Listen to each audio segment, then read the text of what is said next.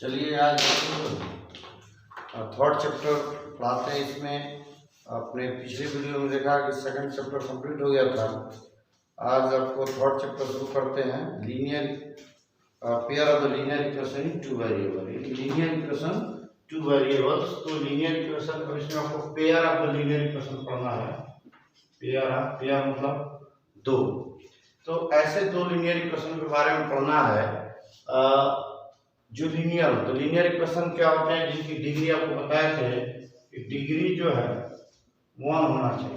ठीक है, डिग्री 1 हो और उसमें टू वेरिएबल्स हो, यानी दो वेरिएबल हो। ठीक है, तो लीनियर इक्वेशन टू वेरिएबल, जैसे वेरिएबल मान लीजिए x हो गया, y हो गया, इस तरह के वेरिएबल उसमें इंडिकेट कर रहा हो, तो ये आपको पढ़ना है linear equation in two variables.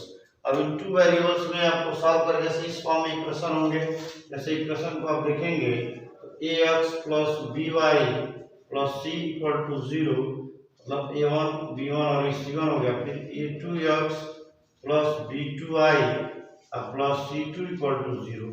ये इस तरह के दो इक्वेशन, मतलब एक स्टैंडर्ड इक्वेशन है जो इस फॉर्म में रहेंगे और उनको ऐसे ही करके पढ़ना, इन्हीं के बारे में पढ़ना। अब देखिए टू वेरिएबल्स है और टू इक्वेशन है जिनके जो वैल्यू आपको निकालने होंगे एक्स वाई के, तो सारे एक्सरसाइज में यही आपको बताना है कि कैसे इसकी वैल्यू निकालेंगे एक्स और वाई।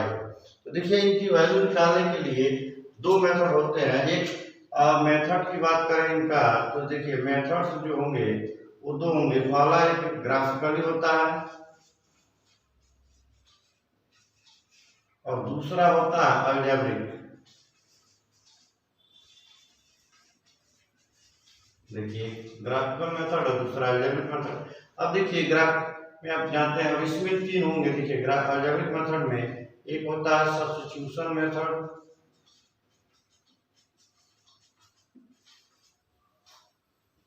दूसरा होता है इलिमिनेशन हो गया, और तीसरा हो गया क्रॉस मल्टीप्लिकेशन।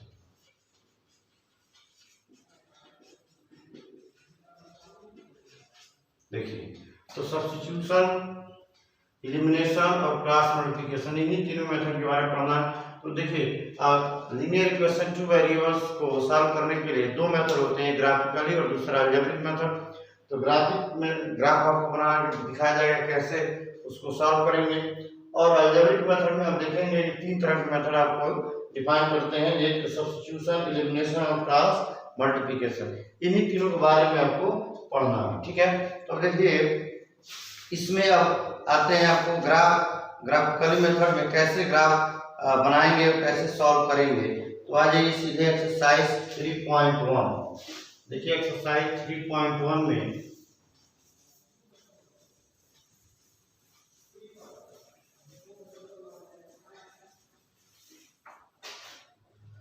देखिए इसमें 3.1 में कह रहा है, Aftab tell his daughter 7 years ago I was 7 times as old as you, where then also 3 years from now I shall be 3 times as old as you. ठीक है, representing this situation algebraically and graphically. देखिए जो इसमें statement दिया हुआ है exercise 3.1 में, तो जो आपका देखिए एक्सरसाइज 3.1, इसमें आपको जो है स्टेटमेंट को पढ़ के और फिर इसको अलजेब्रिकली जो है रिप्रेजेंट करना है, फिर उसको ग्राफ बनाना है। तो देखिए पहले अलजेब्रिक कैसे यूज करेंगे, उसको कह रहा है अफ्ताब टेल हिज डॉटर, मतलब अफ्ताब अपनी लड़की से कहता है कि 7 ईयर एगो, 7 साल पहले, I was 7 times as old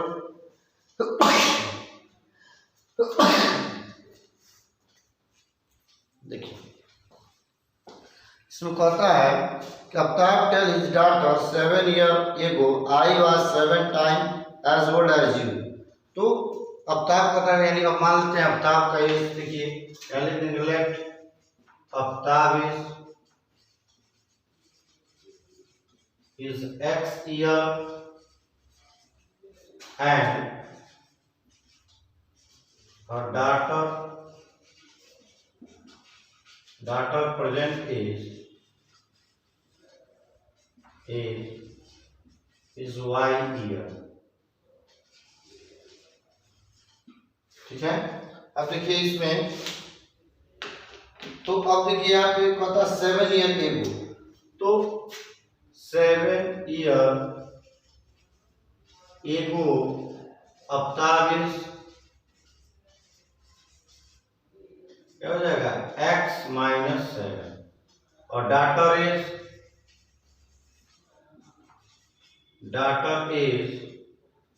y minus 7। अब देखिए फिर कहता है कि इसमें I was 7 time age old आई जी, मतलब मैं यानी अवतार कहता है कि मैं तुमसे 7 गुना था।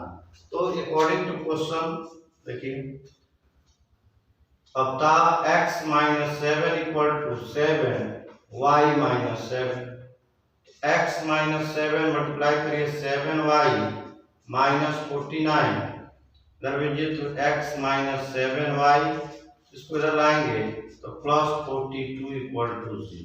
ये आपका पहला इक्वेशन होगा, ठीक है। अब इसमें फिर नेक्स्ट में देखिए क्या होता है कि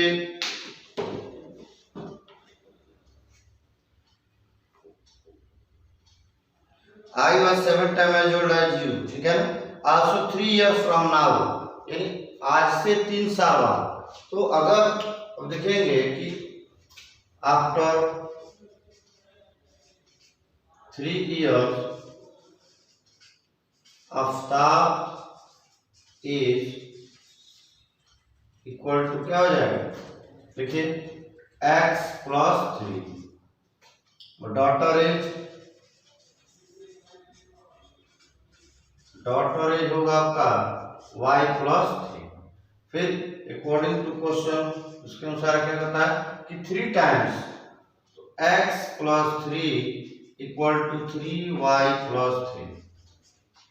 अब x plus 3 equal to 3y plus 9, x minus 3y और इसको आप इधर ले सकते हैं इक्वल टू 6। ये सेकेंड इक्वेशन। अब देखिए दो इक्वेशन आपको मिल गए। अभी ये दोनों जो है अलजेब्रिक हो गए फर्स्ट एंड सेकेंड। अब इसको ग्राफिकली मेथड से सॉल्व करना है। तो ग्राफ पे कैसे इसको रिप्रेजेंट करेंगे, 9th में पढ़ा होगा, थोड़ा सा इसको हम समझाते हैं कि ग्राफ में कैसे इसको रिप्रेजेंट करेंगे। तो देखिए ग्राफिकली मेथड में सबसे पहले आप क्या करते हैं, अब इसको ग्राफ में इसको इंडिकेट करते हैं कैसे ग्राफ बनाएंगे। तो सबसे पहले फर्स्ट इक्वेशन देखिए फ्रॉम फर्स्ट इक्वेशन, देखिए फ्रॉम द फर्स्ट इक्वेशन। अब फर्स्ट इक्वेशन में आप यहाँ पे दिया हुआ है x minus 7y plus 42 equal to 0, ठीक है, ये आपका दिया हुआ है।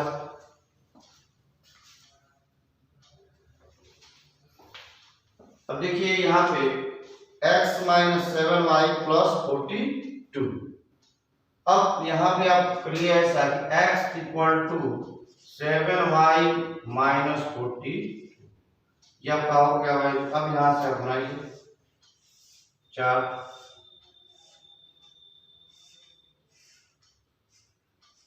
देखिए ये आपका x हो गया भाई। अब यहाँ y की वैल्यू ऐसा रखिए पॉजिटिव में है, इसलिए निगेटिव में नहीं होती। तो अगर आप सपोज करिए अगर y इक्वल टू हम 7 रख दें तो 49 माइनस 42 ये 7 हो जाएगा, ठीक है। अब देखिए अगर हम यहाँ पे ये 8 रखते हैं या मान लीजिए आपने 8 रख दिया, y की वैल्यू 8 आपने रख दिया, तो ये हो जाएगा 8 7 या 56 और माइनस 42 तो हो जाएगा 14 ईयर। देखिए अब सपोज करिए कि आपने 9 ईयर रख दिया, तो 9 रखेंगे तो 9 7 या 63 और माइनस 42 21 ईयर। तो इस तरह से आप 1 2 3 वैल्यू रख सकते हो। 3 से अधिक वैल्यू नहीं निकालते, 3 या 4 से अधिक, ठीक है ना। अब तो निकालेंगे तो इनफाइनाइट मेनी सॉल्यूशन होंगे, लेकिन हमें उससे मतलब नहीं, हमें 2 या 3 से अधिक वैल्यू क्या जरूरत है, उसके ग्राफ इजीली बन जाएंगे। अब यहाँ पे आइए सेकंड के लिए, देखिए फ्रॉम सेकंड इक्वेशन को देखिए, सेकंड इक्वेशन में ये आपका आ जाएगा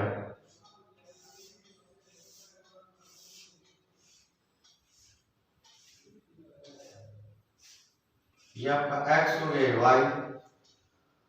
अब सेकेंड इक्वेशन आपका ये है, देखिए तो इसको आप लिख सकते हैं x equal to 3y plus 6। देखिए यहाँ से अब y की वैल्यू क्या रखते हैं, अगर सपोज करिए y की वैल्यू आपने 2 रख दिया तो 3 2 जा 6 और 6 12 हो गया। सपोज करिए 7 रख दिया तो क्या हो जाएगा, 7 3 जा 21 और 6 27, इस तरह से हो जाएंगे। अगर आपने 8 रख दिया तो 8 3 जा 24 और 6 30 हो गया। अब जो है आप इसको वैल्यू आपने इसमें निकाल दिया, ग्राफ बना के कैसे इसका ग्राफ होगा। तो ग्राफ में आप देखिए कि ग्राफ इसका कैसे अब ड्रा करेंगे। तो सबसे पहले आपने अलजेब्रिक इक्वेशन यहाँ बनाया, फिर उसके बाद उनकी वैल्यू निकाला। अब ग्राफ यहाँ पे रिप्रेजेंट कर देते हैं, ग्राफ कैसे रिप्रेजेंट करेगा, ठीक है। तो देखिए ग्राफिकली रिप्रेजेंटेशन में होगा ये x हो गया, ये y, ठीक है।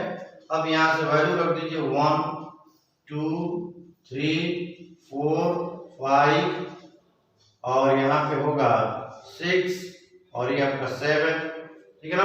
फिर y में आ जाइए तो 1 2 3 4 5 6 7 8 ऐसे, ठीक है। या जो y की वैल्यू है तो x की वैल्यू अधिक आ रही है तो उनको डॉट पॉइंट में इंडिकेट करिए। अब यहाँ पे कोऑर्डिनेट ड्रा करिए। तो फर्स्ट के लिए देखिए y अगर 7 है तो सॉरी y 7 है तो x पे आ रहा है 7, तो यहाँ आ जाएगा, ठीक है।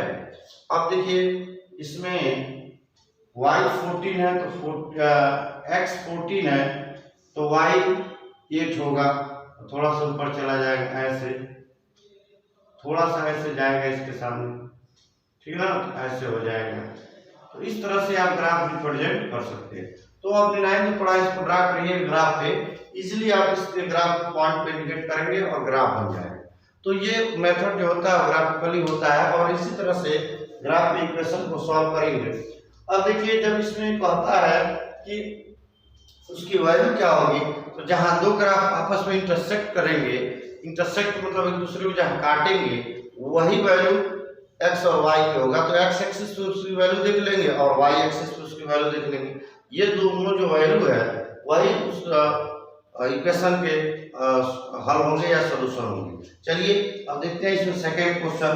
अब इसके आगे जो है ग्राफ बनाइए ग्राफ पेज पे, ठीक है। देखिए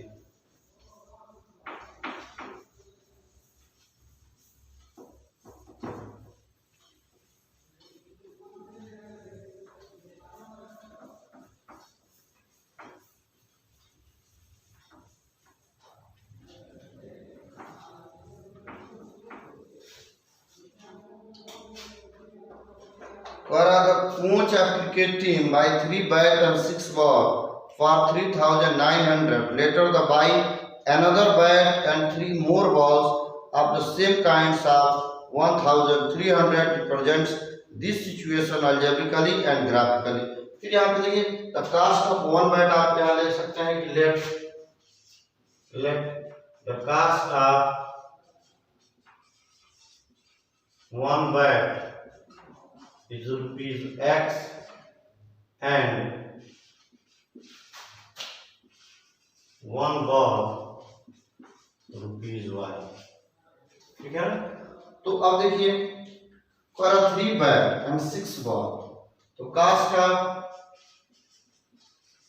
3 bat and 6 balls equal to क्या होगा, देखिए ये होगा आपका 3x प्लस 6y और ये किसके इक्वल है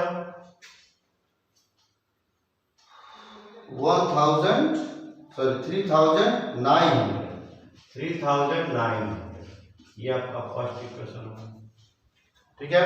सेकंड में देखिए see buy another bat and 3 more balls, तो अनदर बैट सेम हो जाएगा the cost of one bat and 3 balls, देखिए क्या होगा 3 balls, तो ये होगा आपका x plus 3y is equal to 1300। ये इक्वेशन क्यों है? देखिए ये जो इक्वेशन शो कर रहा है ये आपका अलजेब्रिक हो गया। अब इससे आपको ग्राफ रिप्रेजेंट करना है, तो ग्राफ आप उसमें बनाइएगा। ग्राफ पेज पे आपको बताएं 2 या 3 पॉइंट निकालिएगा और पॉइंट निकालने के बाद एक्स एक्सिस और वाई एक्सिस पे इंडिकेट करिएगा और फिर ग्राफ बनाइएगा। तो स्ट्रेट लाइन ग्राफ होंगे, जो भी आप बनाएंगे वो हमेशा स्ट्रेट लाइन ही होंगे, यानी सीधा होंगे, कहीं से कर्व नहीं होगा। अगर कर्व बनता है तो आपने वैल्यू गलत निकाला। तो इस बात को ध्यान में रखिएगा कि जब भी आप ग्राफ बनाएंगे तो स्ट्रेट ग्राफ होगा, ठीक है ना। इसमें देखिए third question,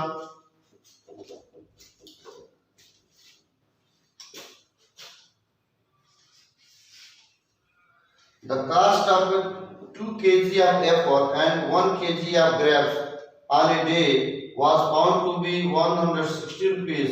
After the month, the cost of 4 kg of apple and 2 kg of grapes is 300 rupees. Represent the situation algebraically and graphically. फिर वही आप ले सकते हैं, let the cost of 1 kg grapes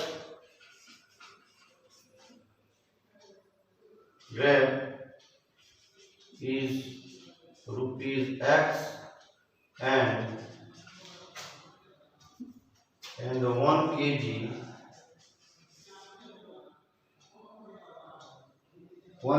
apple rupees Y, ठीक है।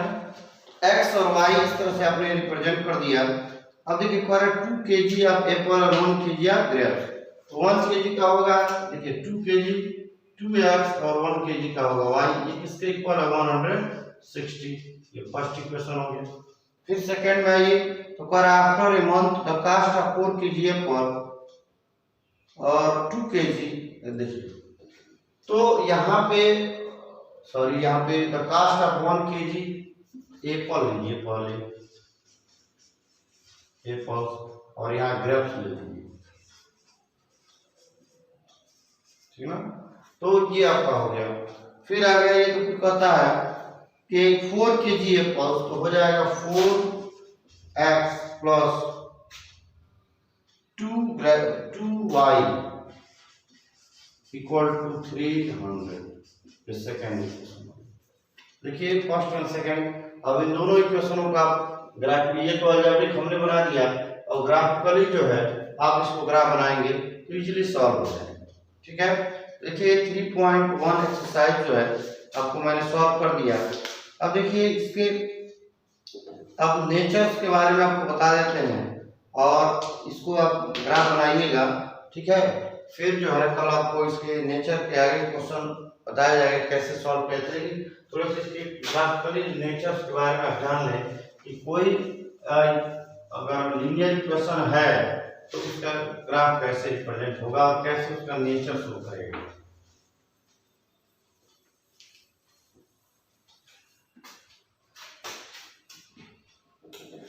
देखिए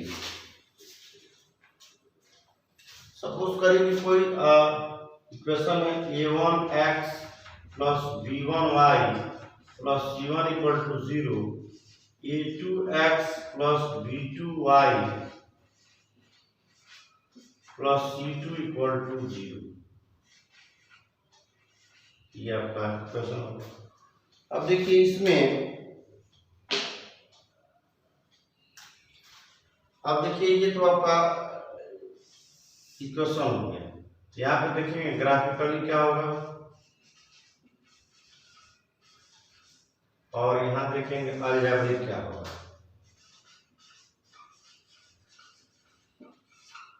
ठीक है ना। ये अलजेब्रिक देखेंगे इसका ग्राफिकली और अलजेब्रिक, ठीक है। अब इसमें आप देखिए ग्राफिकली और अलजेब्रिक में क्या होगा, इनका रेशियो देखिए, पहला a1 upon a2 is not equal to b1 upon b2।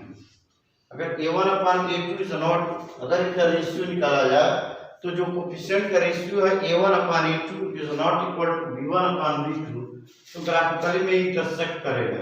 Intersect मतलब ये इंटरसेक्ट करेगा।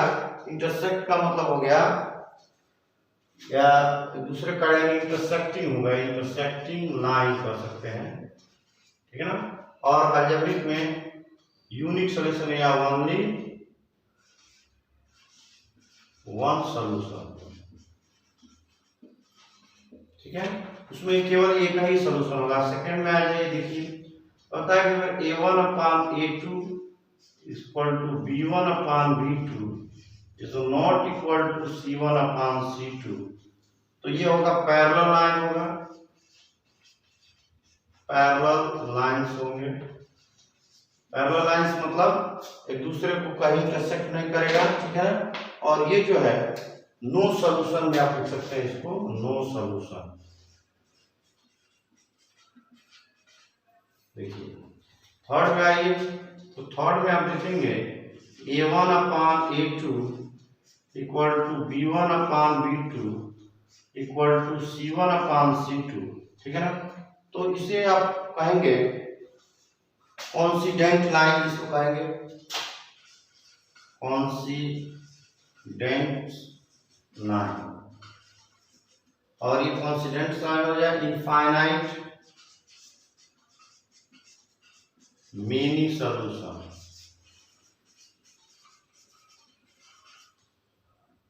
ये आपका होगा इनफाइनाइट मेनी सॉल्यूशन, ठीक है।